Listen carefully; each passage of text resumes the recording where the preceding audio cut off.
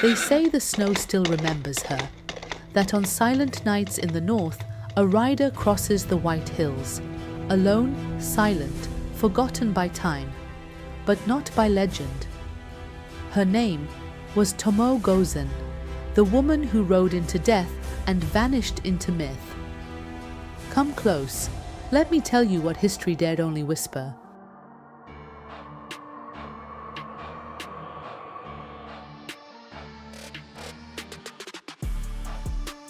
In the age of war and wisteria, when emperors sat powerless behind silk screens and clans bled for honor, a girl was born. Her name was Tomoe, Blessed Circle, a name of quiet grace. But her hands would not learn the lute, they learned the bow. Her father, a samurai retainer, saw the fire in her early. She did not flinch at the snap of the bowstring. She did not cower at the clash of steel. She did not ask if she could fight. She did. In secret at first, in the forest where leaves whispered like ghosts, she trained with spear and naginata. She watched the hawks strike from the trees and thought, I too will be swift. I too will be deadly. By 15, she was sharper than many men, and the winds of war were rising. Far from the capital, power shifted like sand. Minamoto no Yoshinaka, a cousin of the great Minamoto no Yoritomo, rose in rebellion against the Taira clan, who held the emperor like a puppet on a crimson string. Yoshinaka needed warriors. Tomoe did not ask for permission. She came with her bow, her blade, and her silence. He tested her. 3 duels, 3 victories, then a nod. From that day, she rode as his retainer and his shadow. Together, they won victory after victory, mountain passes, river ambushes, sieges by torchlight. But her presence unnerved his generals. A woman, they said, brings dishonor to the field. Yoshinaka's answer was simple. If I had 100 like her, I would crush the Taira by nightfall. There came a day when retreat became rout. Taira forces cornered them in the Hida Mountains. Tomoe held the rear, a pass no wider than 2 oxen side by side. She stood alone. 30 men charged her. Only 1 returned. They said she fought like 1,000 men, but she was no man. It wasn't just her strength that made them tremble. It was the challenge she posed to everything they believed. A woman who could fight, lead, and command shattered the roles they had drawn in ink and blood. She was Tomoe. And after that day, even the boldest bowed when she passed. The tides of war favored the Minamoto. Yoshinaka, with Tomoe at his side, pushed toward Kyoto, the ancient capital cloaked in cherry blossoms and blood. In the summer of 1183, they entered the city not as guests, but as conquerors. The Taira fled. For a moment, it seemed the war would end. Tomoe rode beneath the gate, her armor lacquered in black and crimson, her face half hidden beneath her helmet. Children stared, women wept, some whispered, "A demon, no, a goddess." But victory breeds ambition, and ambition betrayal. In Kyoto, Yoshinaka changed. Power hardened him. He dismissed ministers, overstepped his cousin Yoritomo, and declared himself protector of the emperor. Yoritomo, watching from Kamakura, did not forget, nor did he forgive. He sent his half-brother, Minamoto no Yoshitsune, to correct Yoshinaka's pride, with 10,000 men. Tomoe knew the signs. She warned him, but Yoshinaka would not retreat. Let them come. We are warriors. We do not kneel.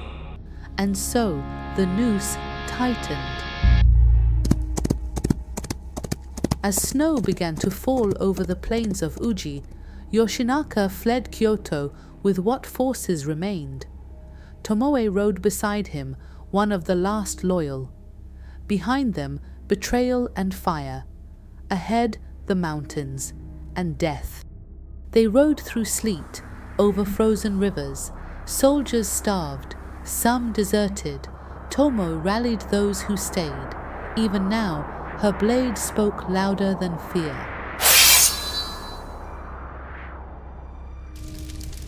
By the time they reached the village of Awazu, only a few hundred remained. The enemy encircled them, Minamoto against Minamoto. Yoshinaka stared into the fire. His hand trembled over the hilt of his blade. Tomorrow, we die. But you, Tomoe... She looked at him. You must leave. No. It is not fitting for a woman to die with me. Her silence was a scream, but he was her lord. And in that time, honor bent to command. She bowed once, slowly, then turned her horse into the storm. Tomoe rode alone through the snow. Behind her, the sounds of her lord preparing to die. She was meant to vanish, to disappear quietly, to obey, but Tomoe was no longer only a retainer. She was a warrior, and warriors choose how they leave the battlefield.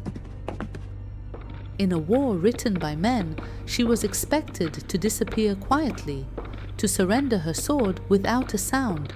But by choosing to return and fight, Tomoe wasn't just showing loyalty. She was rejecting the idea that courage belongs to one gender. Her defiance was more than personal. It was historical. She turned her horse toward the enemy, toward death, toward legacy.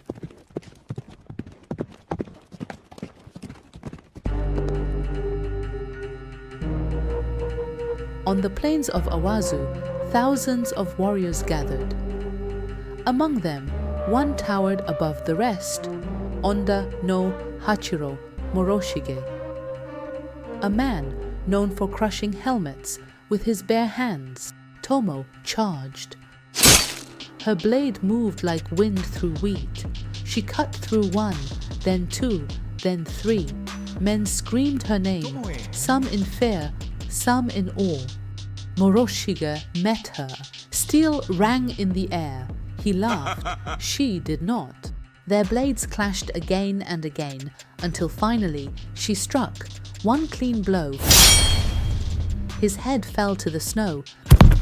The field fell silent. Tomoe sat motionless, blood dripping from her sword, her horse trembling beneath her. Then she rode on and vanished. Elsewhere, Minamoto no Yoshinaka stood with his last companion, Imai Kanehira, his foster brother. They knew it was over, surrounded, outnumbered, betrayed. Yoshinaka's horse sank in the wet snow, struck by an arrow. He drew his blade and fell on it. Kanehira rode to a nearby slope, then threw himself from his horse, sword in hand. He chose death before defeat. The Taira were gone. The enemy that killed them wore the same crest. When the battle ended, snow covered the bodies like a funeral shroud. No one could find Tomoe. Some said she had died on the field and was buried beneath the fallen. Others said she wandered the mountains for years, becoming a nun. A few believed she lived quietly, far from war. Her armor buried, her name never spoken again. but her story refused to fade. In the years that followed, samurai whispered her name before battle. Poets sang of her strength and sorrow. Mothers told daughters that once a woman had stood alone against an army and won. The tale of the Heike, the great epic of the Genpei War, kept her memory alive. Not as a myth, but as a fact. A woman who had ridden, fought, and bled in a time that did not make space for her. Tomoe Gozen was not honored with temples. No statue marks her grave, but perhaps that is how she wanted it. Not all warriors need stone. Some live in the breath between stories, in the pause before the battle cry. She obeyed, but only until obedience became silence. Then she spoke with her sword. Years turned to decades. The Genpei War ended. The Minamoto ruled, and the world forgot the names of many who died on frozen plains. But Tomoe's name remained, not carved in stone, but spoken in secret, not celebrated in court, but carried in the hearts of those who knew what it meant to be unseen. In quiet temples, old monks whispered her tale. In distant villages, girls dreamed of the woman who once rode alone. And far away, in the hearts of warriors, her shadow never faded. Tomoe Gozen is not a relic. She is a reminder that courage is not always loud, that loyalty can be fierce, but must never erase the self, that women have always been warriors, not by permission, but by presence. Remember her, not because she was rare, remember her because she was Tomoe Gozen, samurai, warrior, woman, the one who rode against 1,000 and never looked back. When she was told to step aside, she chose to ride forward. When history gave her no place, she made her name impossible to forget. So let her story remind you. Even in silence, you can shape the world with courage, loyalty, and the strength to choose your own ending.